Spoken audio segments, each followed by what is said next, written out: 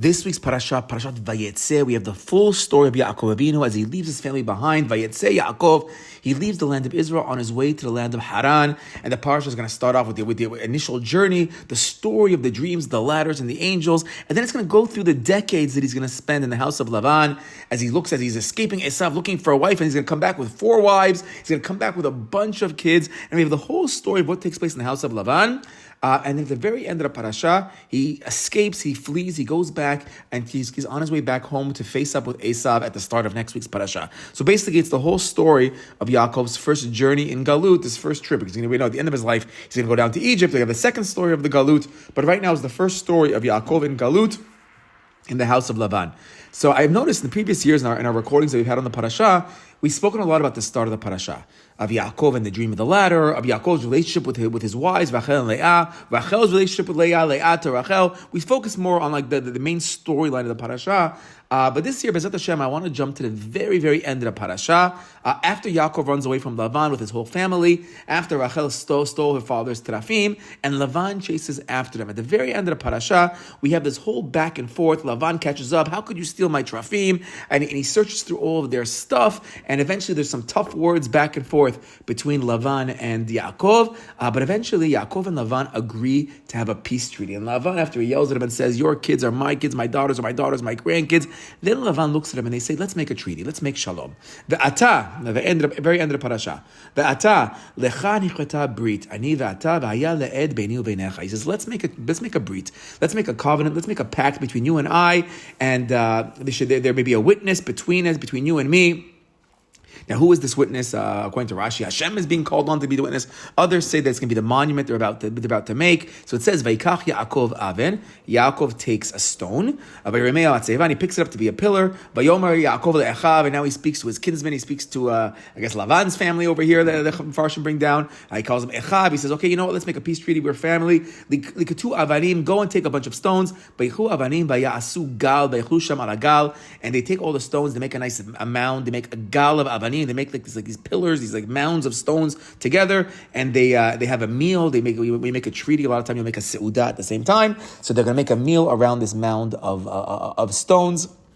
The interesting, I was thinking, Yaakov, he's the stone guy. It's not the first time we find stones. We have first off the beginning of the parasha, we have the dream where eventually he had a bunch of stones, becomes that single stone under his head.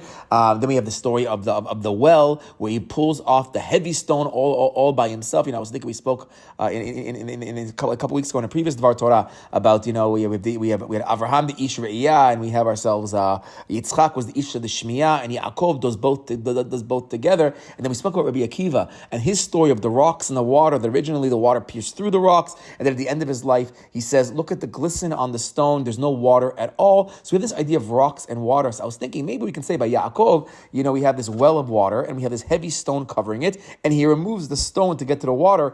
In Yaakov's story, while the stone is blocking the water and the stone, they don't really affect each other that much. And maybe that's a hint to what we said about Yaakov, that Yaakov has the ability to jump back and forth between Re'iyah to Yirah. He goes back and forth. We have stone and we have water, but they're kind of separate in Yaakov's world. He knows when to use which midah. Okay, maybe a side idea, maybe not. But here in our story, what do we have? It says Yaakov, he takes Vayikach Yaakov Aven Vayiremeo Matzeva. He picks up the one stone, it sounds like in the singular, probably the heavy stone, that's the monument, and he tells the rest of the people there, you take the smaller stones, Vayikchu Avanim Vayasu Gal, make the rest of the wall, make the rest of the mound of stones. So we see again Yaakov with the bigger stone, everybody else seems to be with the smaller stones, because he's the strong one, Yaakov.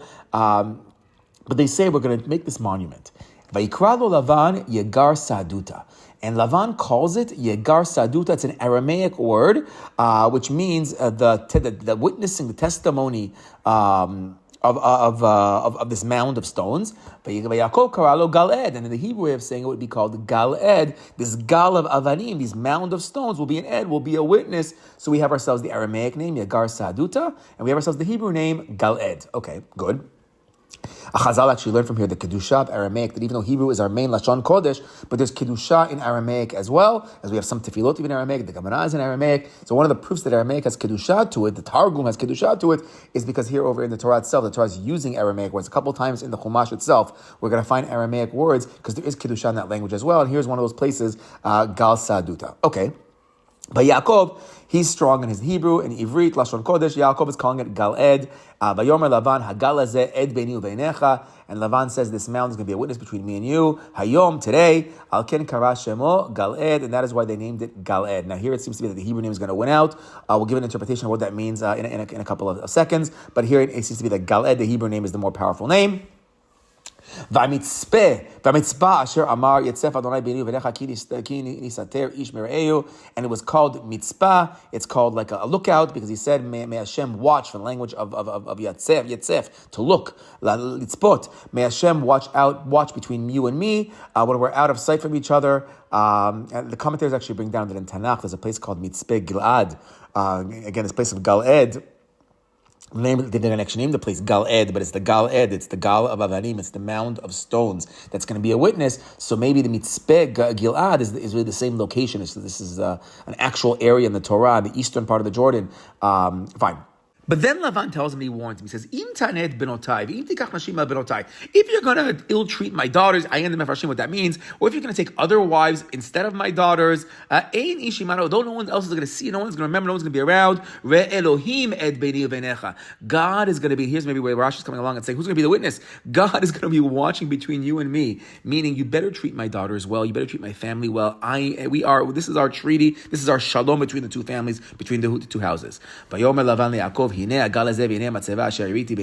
he says, here's the mound, here's the pillar that's between me and you.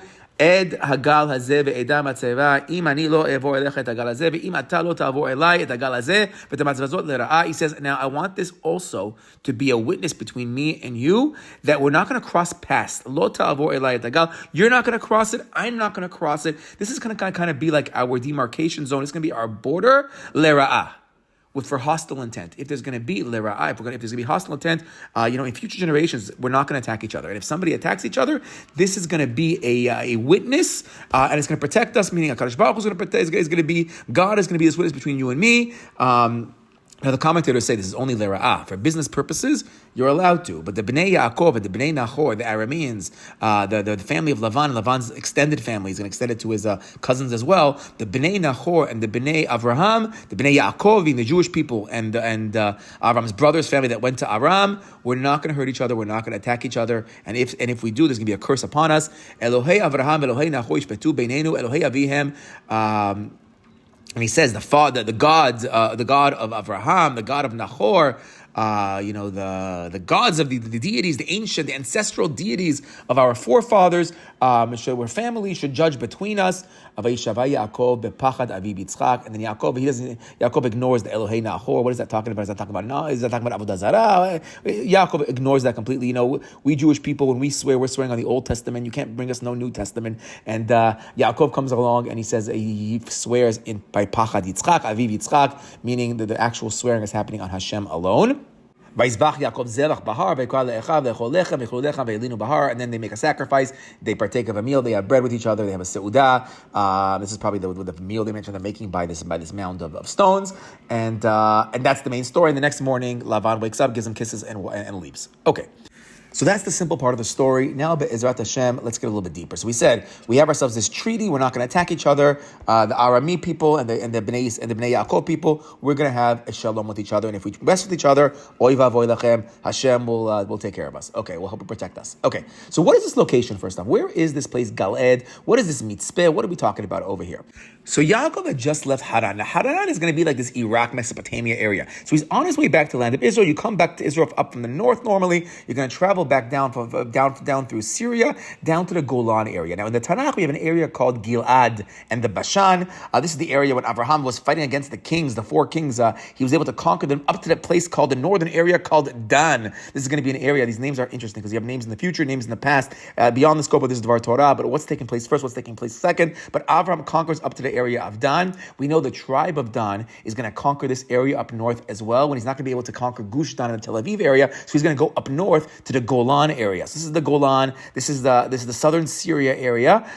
This is the area known as Gilad. Now Gilad, Galed, again, it's going to be a play on the letters because we have a much deeper connection. So it corresponds. And then in the Tanakh, we'll speak about Gilad and we'll speak about Mitzpeh Gilad. Again, this is the northeast border of Israel. Now we know this area is ultimately going to be conquered by the Bnei Machir. Now Machir himself, He's actually going to name one of his kids Gilad. Machir is from the tribe of Menashe. This is going to be when Reuven, Gad, and Chatzi Menashe. Half the tribe of Menashe is going to have land in the east of the Jordan. So that's this area of Gilad. And again, Gilad is also one of the kids of Machir. It probably plays on names. We're going to actually maybe try to give another idea in a couple of minutes for where this name Gilad actually came from. Okay.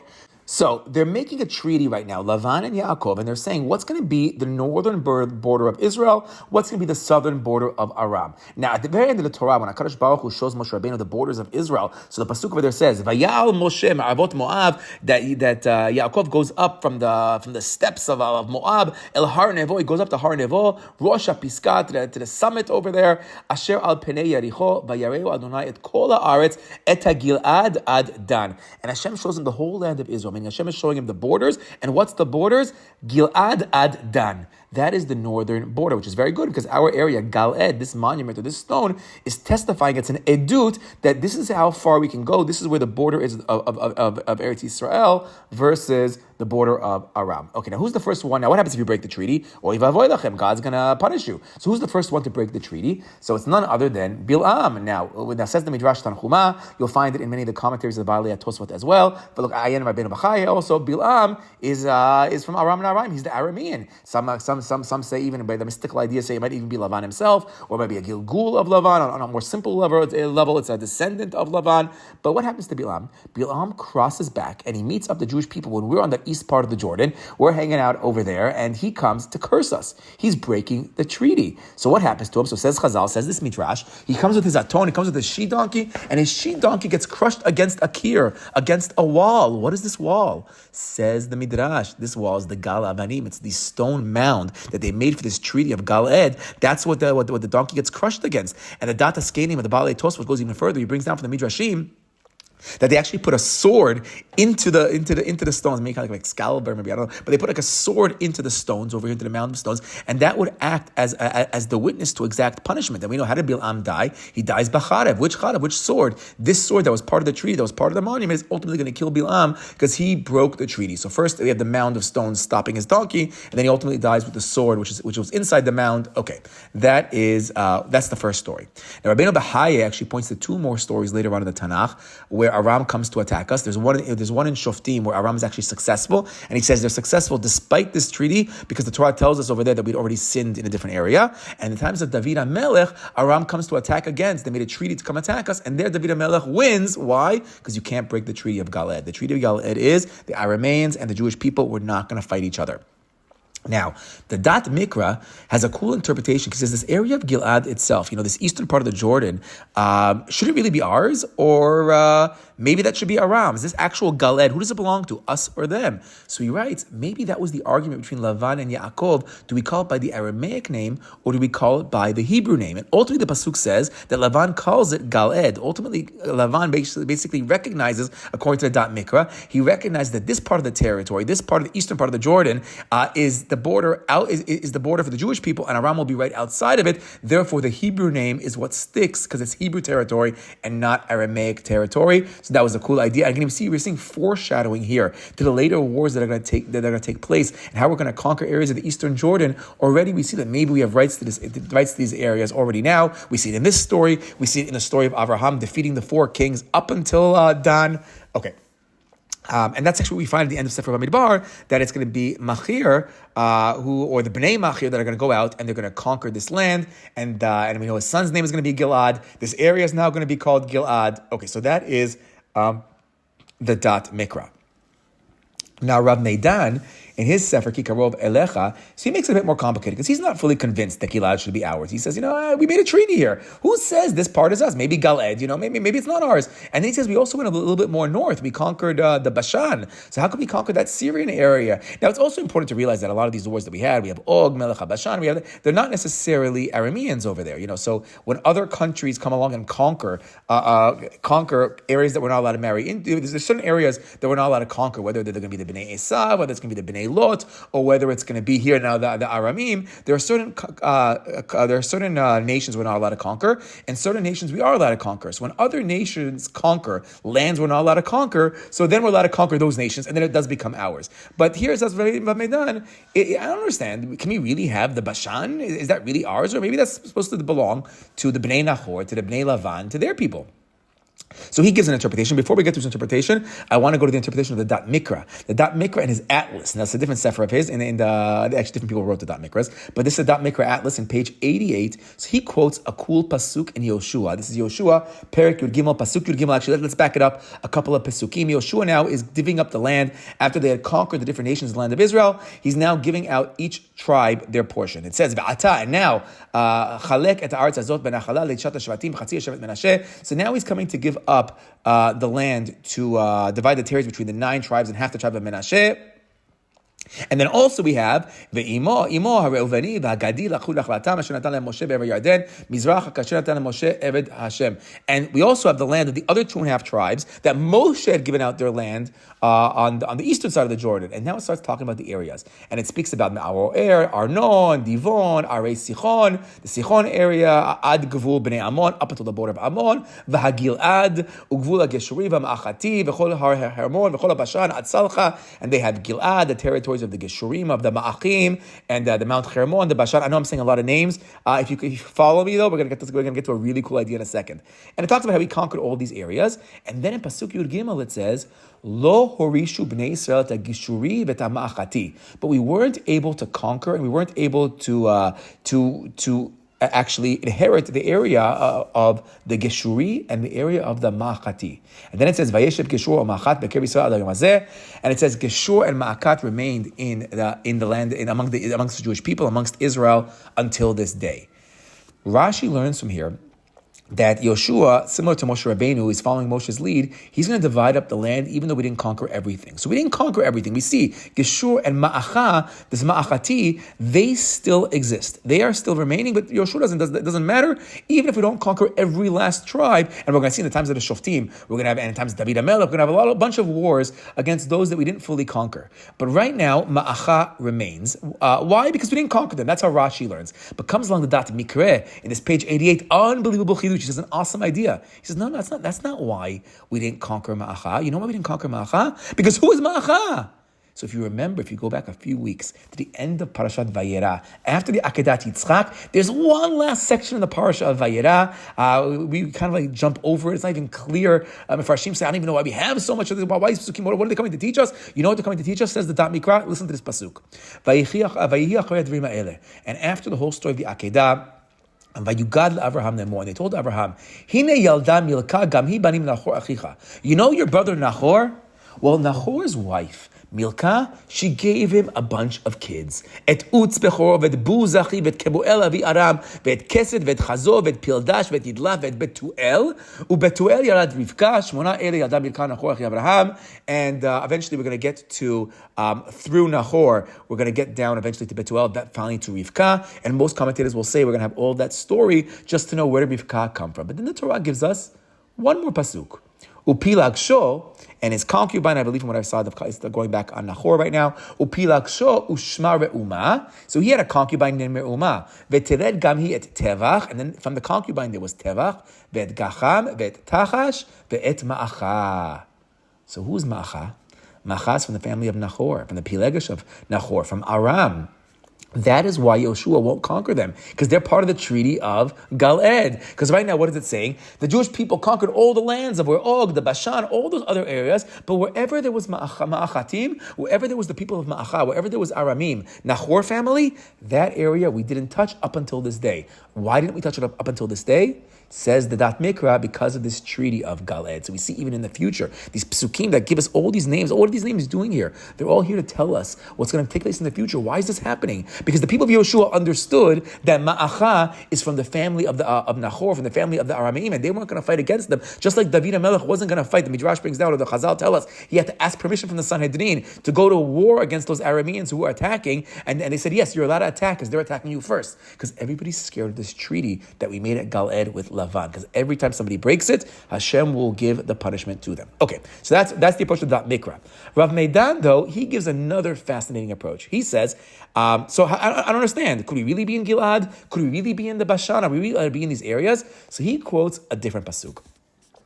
He quotes a pasuk. This is Divrei Yamim Aleph. This is Perak Zayin. Says over there, there it's speaking about the Bnei Menashe, and it says Bnei Menashe Asriel Asher Yalda Pilakshor Haramia Yaldat Machir Avi Gilad.